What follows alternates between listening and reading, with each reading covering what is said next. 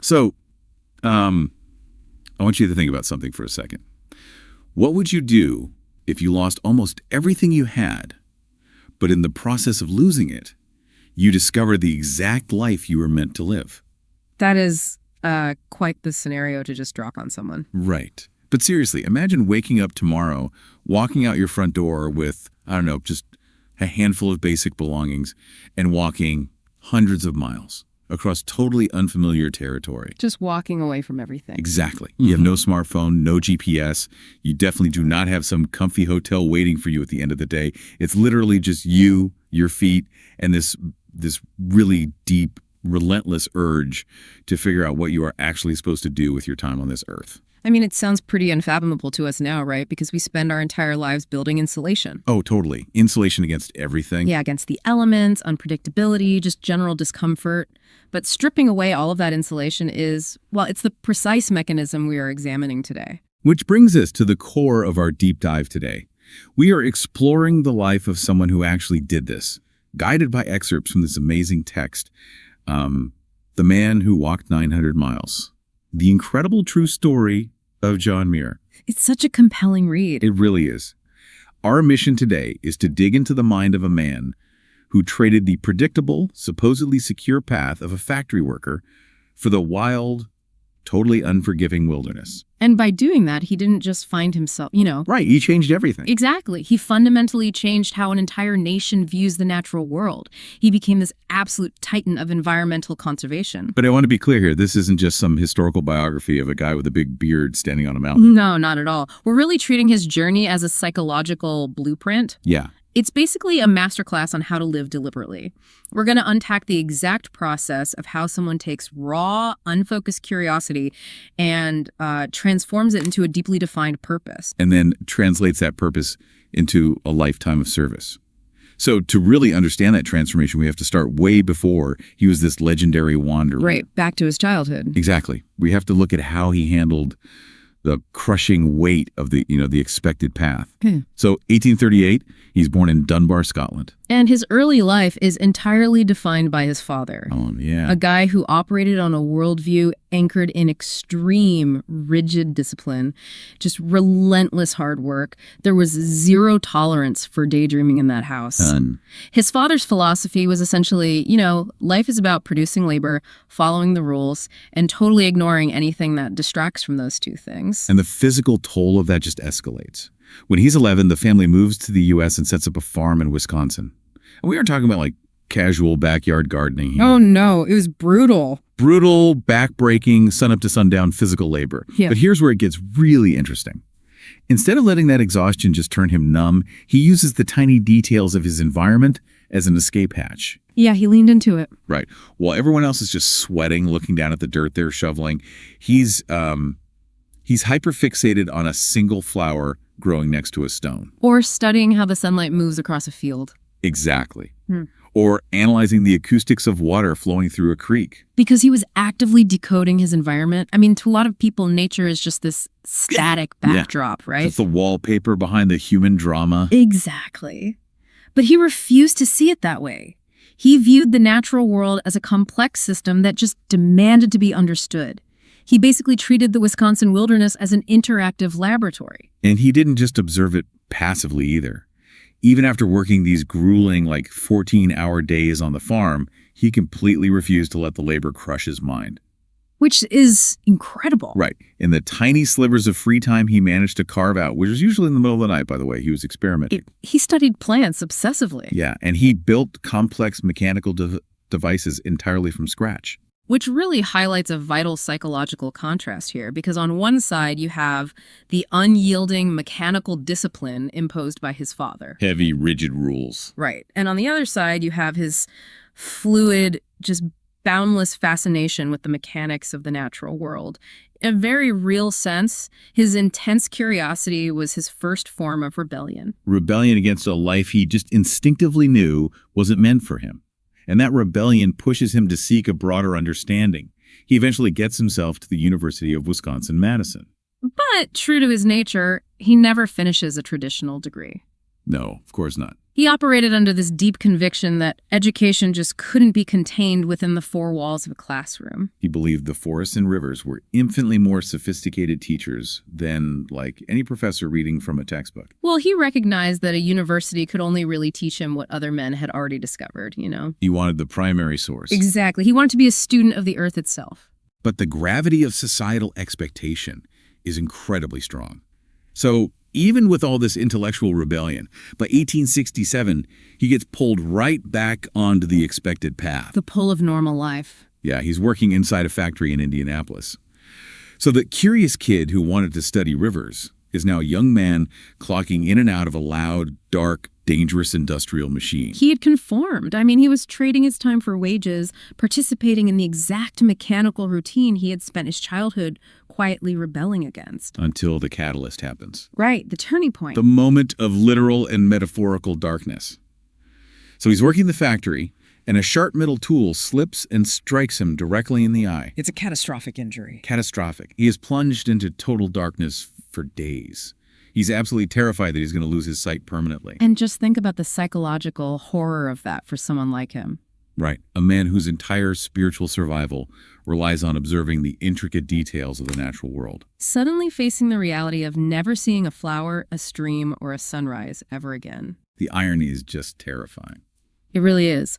But what's fascinating here is that this is where the trajectory of his life permanently splinters from that expected path. Right. His physical eye does eventually heal, but the psychological wound completely alters his worldview. How so exactly? Well, facing the prospect of permanent blindness forced him to understand on a very visceral bodily level exactly how fragile life is. It made the abstract concept of mortality very, very concrete. Okay, let's unpack this for a second, because this is where a lot of historical narratives feel a little, I don't know, too neat to me. Fair enough. Plenty of people get injured in factories. And what do as soon as they heal? They go right back to the factory, because they have bills to pay. Right, they have to survive. Yeah. So why did this specific injury make him walk into the wilderness instead of just, finding a slightly safer indoor job? Does it always take a literal near-death or near-blindness experience to jolt us out of our comfortable routines? That is the exact question we need to ask.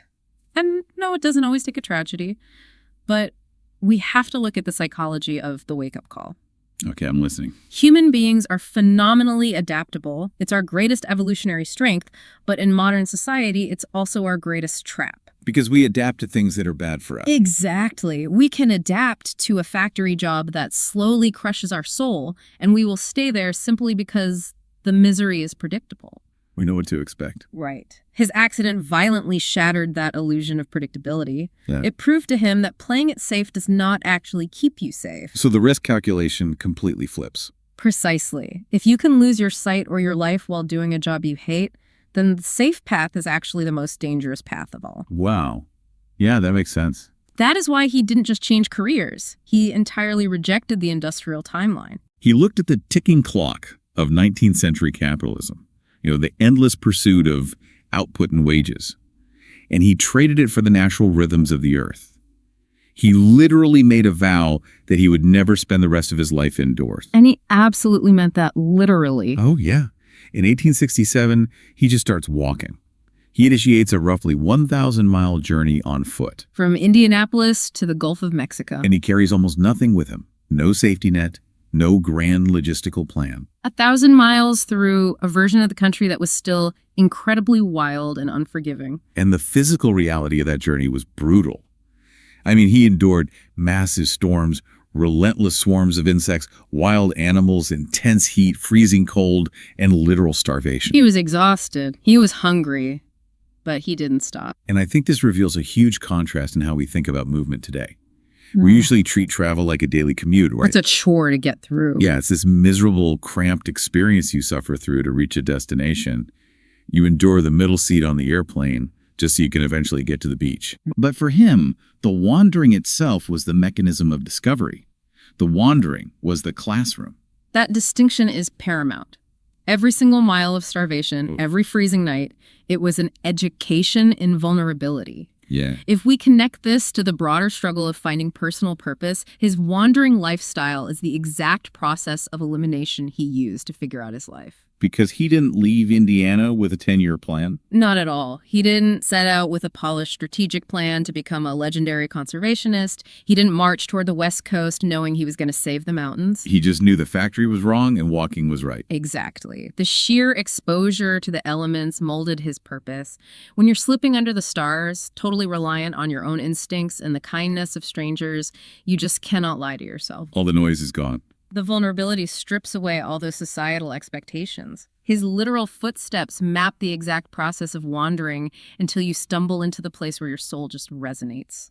And that resonance finally hits him when his travels pull him westward. He eventually reaches the Sierra Nevada mountains, and specifically Yosemite Valley. Which is just breathtaking even today. Totally. And when he first lays eyes on Yosemite, the sheer scale of it completely overwhelms him. The massive granite cliffs, the thundering waterfalls, the ancient glaciers. Something inside his brain simply clicks into place. He realizes he's found the geographic center of his life. But notice what he does next. He doesn't just look at the view, take a mental picture, say, that's beautiful, and move on. No, he immerses himself to a degree that most people would find terrifying. Yeah, he spends weeks at a time exploring the deepest parts of the landscape. He studies the geological history of the rocks, the biology of the plants. He climbs jagged mountains that hardly anyone had ever attempted. Well, wait, I have to stop you there, though, because some of his immersion sounds less like finding purpose and more like, I don't know, a death wish. Oh, for sure. I mean, he would intentionally climb trees and sleep outdoors right in the middle of raging violent storms. How does risking your life in a blizzard equate to understanding nature? That sounds crazy, right? But it goes back to his refusal to see nature as a static postcard. If you only look at a mountain on a sunny day, you really only understand half of the mountain. Ah, I see. He wanted to feel the kinetic energy of the ecosystem. By climbing a tree during a windstorm, he was trying to physically feel the mechanics of the forest. He wanted to understand it not as a tourist, but as a participant. Exactly. He was gathering the deep experiential data that would eventually fuel his entire philosophy, which perfectly sets up the next massive shift in his life. The shift to action. Right, because finding a place you belong is incredible. Immersing yourself in it is fulfilling. Yeah. But at what point does the wanderer realize that just observing the beauty isn't enough? When does he realize he has to become a warrior to protect it? Yes, because a purpose, if it's going to have any lasting legacy, eventually has to be shared and defended. And this is where he collides with the reality of 19th century America. The country is in this era of explosive, rapid industrialization. A machine just tearing across the continent. Yeah. The prevailing mindset of the time is that nature is simply a warehouse of resources waiting to be liquidated. Forests are being aggressively clear-cut. Land is being rapidly developed. Cities are booming. Exactly. The economic machine that he walked away from in Indianapolis is now coming for the very mountains he loves. So he realizes he can't just hide in the woods anymore. He has to fight the machine. But he doesn't do it with violence. He does it with words. He becomes a writer. And the mechanics of his writing are just brilliant. So brilliant. He doesn't just publish dry scientific botany reports. He writes articles that describe trees as interconnected communities. He talks about mountains as living, breathing places. Right. He makes this radically countercultural argument for the 1890s. He argues that nature possesses immense undeniable value even if it produces zero financial profit. Which was an entirely alien concept to industrial developers at the time. Oh, completely. He was arguing that a forest doesn't need to be chopped down and milled into lumber to have worth. A mountain doesn't need to be hollowed out for a silver mine to be valuable. Simply existing as a living ecosystem was its highest possible value. He was injecting morality and spirituality into an arena that had previously only been governed by cold economics. And to give that philosophy actual political leverage, he realizes he needs an institution. So in 1892, he and a coalition of others established the Sierra Club. They create an organized front to actively push back against the rapid destruction of America's wild spaces. He transitions from a solitary wanderer to a political organizer. But his most effective weapon wasn't bureaucracy, it was still the raw experience of nature itself. Which leads directly to what I think is the most masterfully tactical moment in his entire life. The 1903 camping trip with President Theodore Roosevelt. Oh, this is the climax of his impact. Absolutely. Roosevelt is the president of the United States. He already has a baseline interest in conservation, sure. But Muir knows that if he wants to save Yosemite, he has to truly radicalize the president's perspective. So what does this all mean for how we persuade people today? Because how he does it is just a masterclass in persuasion. It really is. Think about what anyone else would do in that position. Right. If you have the president's ear today, you drag him into a boardroom. You hit him with PowerPoint slides, economic charts, and data sets about deforestation rates. We hit data. But he doesn't do that. Yeah. It's like trying to explain the magic of a symphony by handing someone black and white sheet music versus just taking them to the front row of the concert hall. He knew the data was just sheet music. Exactly. So he takes the President of the United States out into the Yosemite wilderness, ditches the Secret Service and the reporters, and they literally just sleep on the ground in the dirt. He just shows them the wilderness. They wake up covered in snow. And that visceral, totally uninsulated experience directly influenced Roosevelt to aggressively use the power of his office to protect millions of acres of public land. It changed policy. It did. What he understood so profoundly about human psychology is this: people do not protect what they do not care about. And human beings very rarely care about statistics. Exactly. By bypassing the intellect and aiming straight for the heart, by letting the president feel the freezing cold air of a mountain morning and hear the roar of a waterfall, he made the wilderness personal. It is brilliant. But while we marvel at his achievements, I think it's so important that we don't turn him into a flawless, mythological superhero. Definitely not. Living a life this intensely driven by a singular purpose came with severe personal costs. Yeah, the reality of his life was incredibly heavy. He faced constant, bitter tension and public battles with politicians and developers. And on a deeply personal level, there was profound emotional friction. Right, his family life. Yeah, his obligations to his family, particularly his duties to his wife Louisa, often forced him to stay indoors, managing estates and businesses. Which had to be torture for him. It was. Being pulled away from the wild places that fueled his soul caused him immense sadness and frustration. He was a complex man who made mistakes, had bitter disagreements, and faced crushing disappointments. He wasn't perfect. He was human. But he kept doing what he believed mattered, despite all that friction. Yeah, he did. And that entire arc, the transition from a rigid Scottish farm boy to a blinded factory worker to a starving wanderer to the political father of our national parks, it leaves this incredible, legible trail of breadcrumbs for anyone listening right now who feels completely stuck or lost in their own life. Because when you look at his life as a whole, his greatest journey was not the 1,000 physical miles he walked to the Gulf of Mexico. No. The actual journey was the internal evolution. It was the slow, agonizing progression from raw curiosity to the discovery of a passion, from that discovery to a defined purpose, and ultimately from a selfish purpose into a lifetime of outward service to others. I want to slow down here for a second. We've talked a lot about history, but this applies directly to you. To all of us, really. Right. The text we are analyzing today makes an incredibly sharp point about how purpose actually works. It reminds us that you do not discover what you are meant to do by sitting still in a comfortable room, staring at the ceiling, and waiting for an epiphany to drop into your lap. No, you discover it by moving. Yes, you discover it by exploring your environment, by trying things that might fail, and by paying very close attention to the specific things that make you feel truly, undeniably alive. And perhaps the most comforting takeaway from his early wandering is that you do not need to have the entire map drawn out before you leave the house. You don't need a 10-year plan. You just need the courage to take the very first step away from the thing you know is wrong. I really want to take a moment and speak directly to you, the listener. The source text poses 4 direct questions based on his life. And I want you to really sit with them for a second. They're powerful questions. They are. First, what is something you deeply enjoy but rarely make time for? We so often dismiss our deepest curiosities as mere hobbies rather than clues to our actual purpose. Second, if you could take a year away from your normal, expected life, where would you go? Because removing the constraints of your current obligations is often the only way to see what you actually value. Third, have you ever discovered a sense of purpose through a totally unexpected or even painful experience? Sometimes the most profound clarity only arrives after our original plans are violently dismantled. And finally, what is one small physical step you could take this week toward the life you actually want to be living? It doesn't require a 1,000-mile walk. It just requires motion. Those questions are the real legacy of this deep dive. Because ultimately, success does not have to be defined by a corporate title, a predictable timeline, or the size of a bank account. Absolutely not. As John Muir proved, a fiercely successful life can simply be finding something in this world that you absolutely love and then spending your fleeting time helping others understand why it matters so much. If I can leave you with one final provocative thought to mull over today, we spend an enormous amount of our daily energy trying to avoid disruptions, right? Oh, all the time. We build our routines to avoid the accident, the unexpected detour, the sudden, terrifying urge to just walk away from it all.